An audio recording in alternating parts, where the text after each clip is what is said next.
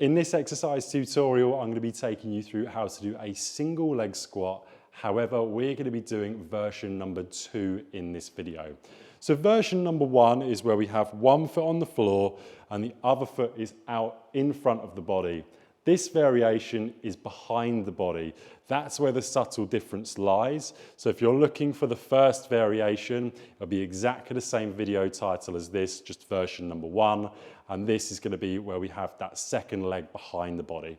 So first things first, when setting up the TRX, I want you to locate the front of your hips, so your hip bones. That's where the handles, these foam handles of the TRX should be when you're starting.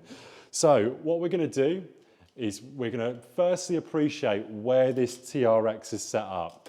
This comes in a little bit later into the exercise. So have a little look at the anchor point of your TRX. That's really important.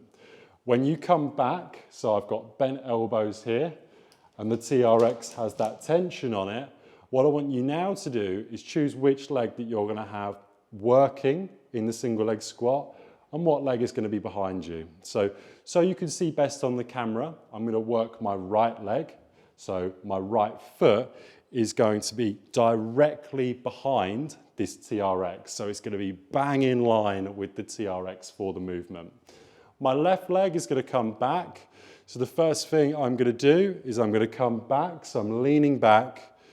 My foot comes back. I'm going to get my balance. And from here, my back foot is never going to touch the floor.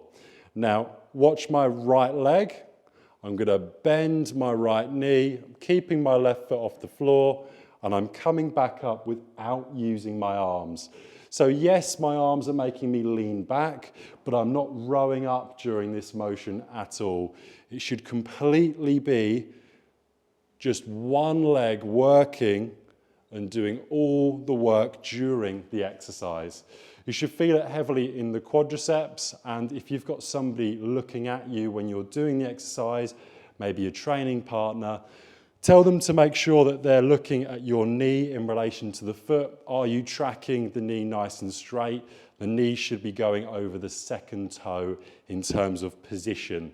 So what you're going to find is, for some people with knee tracking issues, you might find the knee wants to come in or wants to come out. You should be coming down with that knee nice and straight over the second toe.